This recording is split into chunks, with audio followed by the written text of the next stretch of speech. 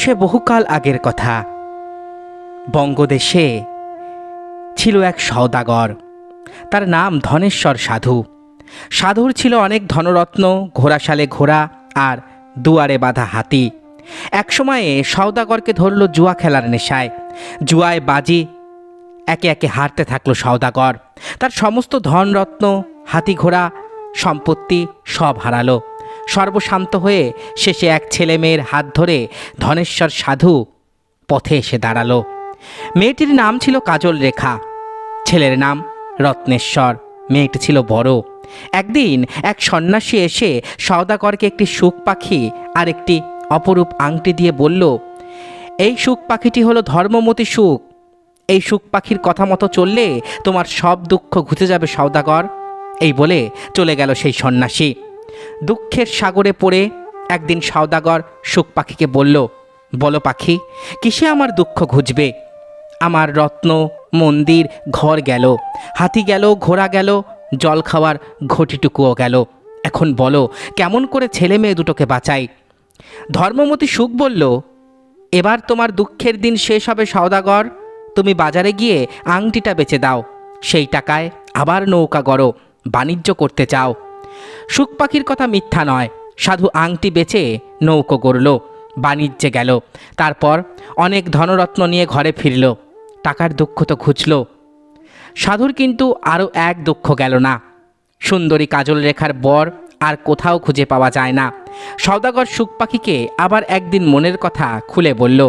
শুক পাখি বলল, কাজল রেখার বিয়ে হবে মরা এক রাজকুমারের সঙ্গে। ওই মেয়েকে আর ঘরে রেখো না, বনবাসে দিয়ে এসো। তোমার এ দুঃখ ঘুচতে এখনো ঢের দেরি। শুক পাখির কথা শুনে সওদাগর হায় হায় করে কাঁদতে বসল।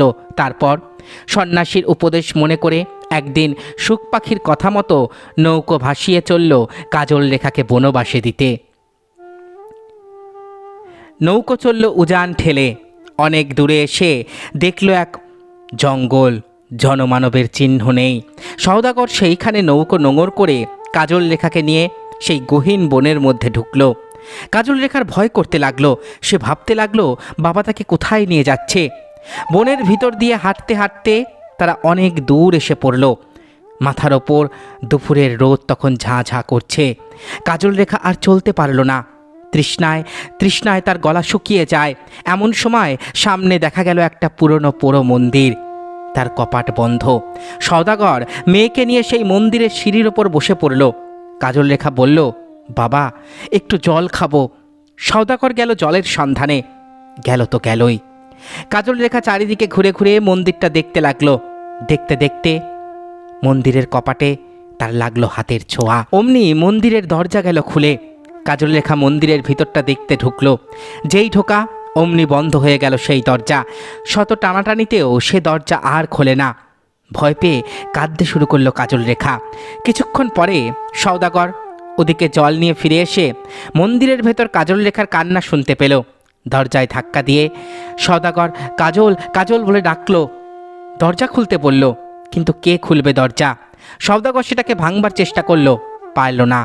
কাজল রেখা বন্দিনী হয়ে রইল সেই পুরো মন্দিরের ভিতরে। কাজল রেখা কাঁদতে কাঁদতে বলল, একজন মরা রাজকুমার, সর্বাঙ্গে তার ছুঁচ ফোটানো, তার মাথার কাছে জ্বলছে ঘিয়ের বাতি। তার কথা শুনে সওদাগর চমকে উঠল। মনে পড়ল শুক পাখির সেই ভবিষ্যৎবাণী। সওদাগর বলল, মাগো কাজল রেখা, ওই মরা রাজকুমার তোমার এ জন্মের স্বামী। যেমন করে পারো স্বামীকে বাঁচিয়ে তোলো। তুমি থাকো তোমার কপাল নিয়ে। এই বলে সওদাগর মহা দুঃখ মনে চেপে ঘরে ফিরে গেল। কাজল রেখা সেই মরা রাজকুমারের মাথার কাছে বসে কাঁদতে লাগলো। কিছুক্ষণ পরে মন্দিরের কপাট খুলল আবার। কাজল রেখা দেখল মন্দিরে একজন সন্ন্যাসী ঢুকছে। কাজল রেখা ছুটে গিয়ে সেই সন্ন্যাসীর পায়ে পড়ল। সন্ন্যাসী তাকে আশীর্বাদ করে বললেন, তোমার কোনো ভয় নেই কাজল রেখা। ওই মরা রাজকুমারকে আমি এ বনের মধ্যে এনে রেখেছি। ও জন্ম থেকেই অমনি মরে আছে। আমার মন্ত্রের জোরে ও বড় হয়েও উঠেছে। এখন তোমার হাতের ছোঁয়ায় ও প্রাণ পাবে। এই যে বিধির বিধান। কাজল রেখা অবাক হয়ে সন্ন্যাসীর দিকে চেয়ে রইল। সন্ন্যাসী কতগুলো পাতা ছিঁড়ে এনেছিলেন তার সঙ্গে। সেগুলো কাজল রেখার হাতে দিয়ে বলল, তুমি রাজকুমারের গায়ের সূচগুলো সব তুলে ফেলো। সব শেষে তুলবে ওই চোখের সূচ, তারপর চোখে এই পাতার রস ঢেলে দেবে, তাহলেই রাজকুমার বেঁচে যাবে। কিন্তু খবরদার নিজে যেচে তোমার পরিচয় দিতে চেও না, তাহলেই রাজকুমার আবার মরবে। তোমার বাপের সেই সুখ পাখিটি এসে রাজকুমারকে যতদিন না তোমার পরিচয় দেয় ততদিন তোমার দুঃখের দিন শেষ হবে না কাজল রেখা। এই বলে চলে গেলেন সন্ন্যাসী। তারপর কাজল রেখা সন্ন্যাসীর কথা মতো একভাবে বসে বসে রাজকুমারের গায়ের সূচ খুলতে লাগলো। আহার নাই, নিদ্রা নাই, কোন দিক দিয়ে কেটে গেল 7 দিন 7 রাত। যখন দু চোখে দুটি সূচ শুধু বাকি, তখন কাজল রেখা গেল স্নান করতে।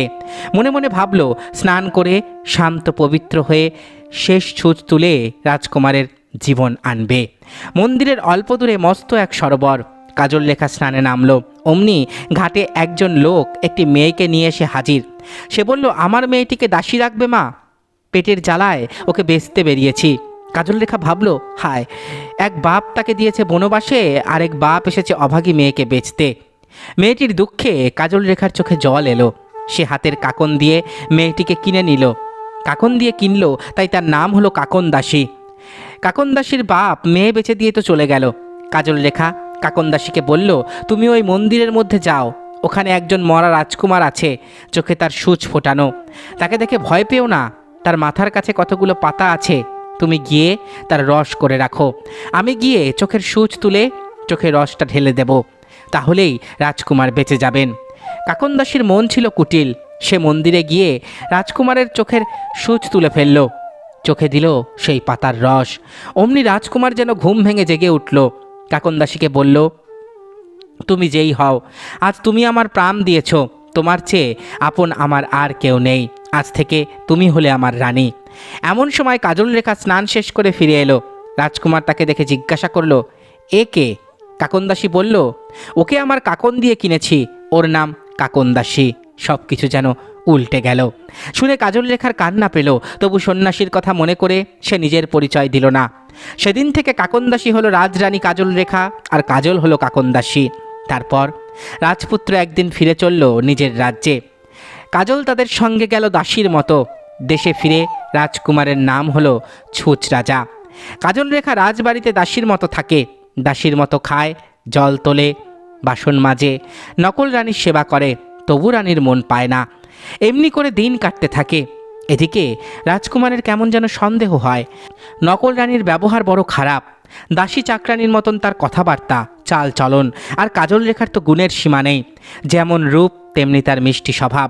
ওদের দুজনকে পরীক্ষা করার জন্য রাজকুমার একদিন নকল রানীকে বলল, আমি দেশ ভ্রমণে যাব, তোমার জন্য কি আনবো বলো। নকল রানী দাসী চাকরানির মতোই বলে উঠল, বেতের বাক্স, বেতের কুলো, তেঁতুল কাঠের ঢেকি, পিতলের নথ, কাঁসার মল। রাজকুমার তো অবাক। তারপর সে কাজল রেখাকে শুধালো, তোমার জন্য কি আনবো বলো। কাজল রেখা বলল, আমার কিছু দরকার নেই, আপনার ঘরে আমি সুখেই আছি। কিন্তু রাজকুমার খুব পিড়াপিড়ি করতে সে বলল, তবে আমার জন্য একটা ধর্মমতী সুখ পাখি কিনে আনবেন রাজকুমার। রাজকুমার গেল দেশ ভ্রমণে।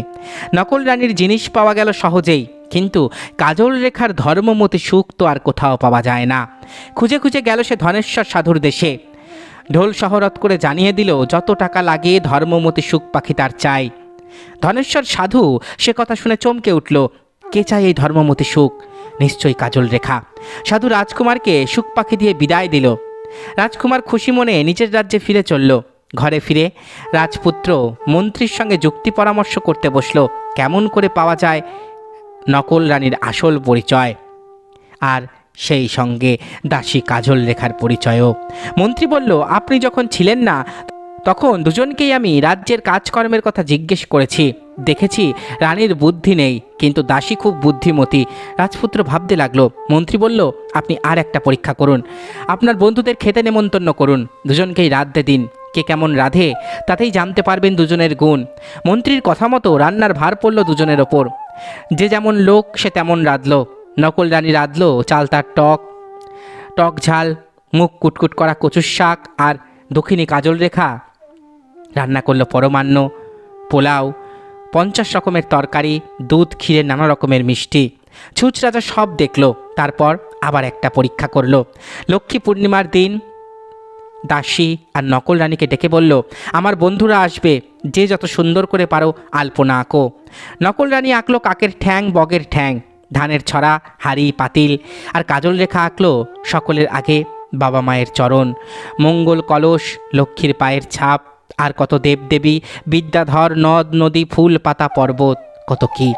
শেষে আঁকলো মন্দিরের মাঝখানে সেই মরা রাজকুমার। শুধু আঁকলো না নিজেকে, আলপনা এঁকে কাজল রেখা ঘিয়ের বাতি জ্বেলে দিল। নকল রানীর আলপনা দেখে সবাই অবাক হয়ে এসে দাঁড়ালো কাজল রেখার আলপনার সামনে। সবাই বুঝতে পারলো এ কোনো ভদ্র ঘরের মেয়ে না হয়ে যায় না। তাই দেখে নকল রানী জ্বলতে লাগলো, আর কাজল রেখা ঘর বন্ধ করে মনের দুঃখে কাঁদতে বসলো। কান্না শুনে সুখ পাখি বলল, কেঁদো না কাজল রেখা, তোমার দুঃখের 10 বছর কেটেছে, বাকি আর মাত্র 2 বছর। ধৈর্য ধরো, তোমার দুঃখের শেষ একদিন হবেই। কিন্তু কোথায় দুঃখের শেষ? নকল রানীর অত্যাচার বেড়েই চলল।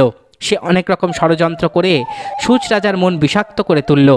মনের অশান্তিতে ছুঁচ রাজা একদিন বিরক্ত হয়ে আদেশ দিলেন, যাও দাসীকে বনবাসে দিয়ে এসো। আবার বনবাস। নৌকো চলল কাজল রেখাকে নিয়ে কত দেশ কত নদী পার হয়ে। কাজল রেখা চলল কাঁদতে কাঁদতে। পথের মাঝখানে ছুঁচ রাজার এক বন্ধু বলল, তোমার কান্না থামাও কন্যা, আমি তোমাকে বিয়ে করতে চাই। আমি কাঞ্চনপুরের কোটিপতির পুত্র, চলো চলো আমার সঙ্গে, তোমার কোনো ভয় নেই। কাজল রেখা বলল, না না, রাজকুমার আমাকে বনবাসে দিতে বলেছেন, বনবাসেই দাও। এদিকে নৌকো গিয়ে পড়ল গহীন সমুদ্রে। কিন্তু এমনই কপালের দোষ, সমুদ্রের মধ্যেও চড়া পড়ে গেল। নৌকো চড়ায় এসে গেল। তখন দাড়ি মাঝিরা বলল, এই মেয়েটা পোড়া কপালি, ডাইনি একটা, ওকে এই চড়ায় রেখে চলো পালাই। কাজল রেখাকে সেই চড়ায় নামিয়ে দিয়ে চলে গেল তারা। চড়ায় শুধু নলখাগড়ার বন। কাজল রেখা সেই নলখাগড়ার রস খেয়ে বেঁচে রইল। একদিন খুব বড় একটা ঝড় উঠল সেই চরে। সেই ঝড়ের ঝাপটায় কোথা থেকে ভেসে চড়ায় এসে ঠেকলো এক সওদাগরের নৌকা। সকালে যখন ঝড় থামলো, তখন নৌকো থেকে বের হয়ে এলো সওদাগর রত্নেশ্বর সাধু, কাজল রেখার সেই ভাই। ছোটবেলাতেই কাজল রেখার সঙ্গে তার ছাড়াছাড়ি। তারপর 12 বছর কেটে গেছে। ধনেশ্বর সাধু মারা গেছেন অনেক কাল আগেই। ছেলে রত্নেশ্বর এখন সওদাগর। রত্নেশ্বর দেখলো চরের ওপরে অপরূপ সুন্দরী এক কন্যা। ভাই বোন কেউ কাউকে চিনতে পারল না। তবু সাধু রত্নেশ্বর ঘরে ফেরবার সময় দুঃখিনী কাজল রেখাকে সেই চর থেকে উদ্ধার করে নিয়ে চলল। ঘরে ফিরে কাজল রেখা সব চিনতে পারলো বাপের ঘরের খুঁটিনাটি সব কিছু। বাপ মা দুজনেই মারা গেছেন। তাদের কথা মনে করে কাজল রেখা মনের দুঃখে মাথা কুটে কুটে কাঁদতে লাগলো। রত্নেশ্বর শুধালো, কার কন্যা তুমি? কোথায় তোমার ঘর? তোমার কি পরিচয়? কাজল রেখা কাঁদতে কাঁদতে বলল, আমার যে পরিচয় আমি বলতে পারি না, বলা নিষেধ। ছুঁচ রাজার দেশে আছে ধর্মমতি সুখ, সেই জানে আমার পরিচয়। তাকে যদি আনতে পারো তাহলেই জানতে পারবে আমার সকল পরিচয়। রত্নেশ্বর লোক লস্কর পাঠালো ছুঁচ রাজার দেশে। এদিকে ছুঁচ রাজারও তখন পাগল হতে বাকি। কাজল রেখাকে বনবাসে পাঠিয়ে তারও যে দুঃখের সীমা নেই। নকল রানীর ব্যবহারে তার জীবন জ্বলে পুড়ে খাক। এমন সময় সুখ পাখির খোঁজে এলো সওদাগর রত্নেশ্বরের লোক লস্কর। নকল রানী টাকার লোভে সুখ পাখিটা দিল বেচে।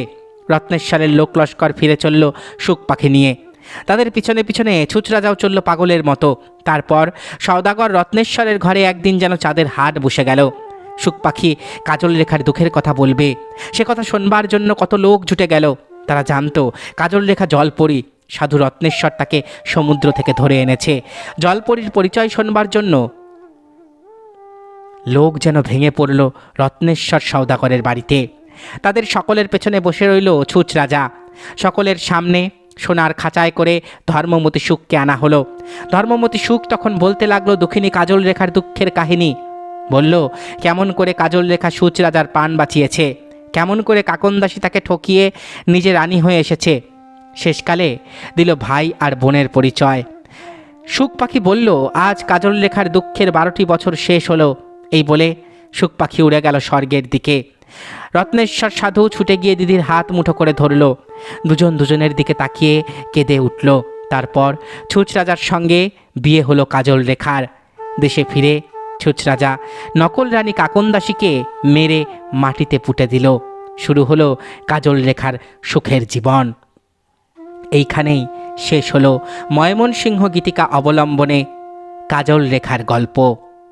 আশা করি আমার এই ভিডিওটি আপনাদের ভালো লেগেছে। এই রকম গল্প পাঠের আরও ভিডিও যদি আপনারা দেখতে চান তাহলে অবশ্যই আমার চ্যানেলটি সাবস্ক্রাইব করুন, পাশে থাকা বেল আইকনটি ক্লিক করে দিন যাতে পরবর্তী ভিডিও নোটিফিকেশান খুব তাড়াতাড়ি আপনাদের কাছে পৌঁছে যায়। আজকের মতো এখানেই শেষ করছি। ভালো থাকবেন সবাই। নমস্কার।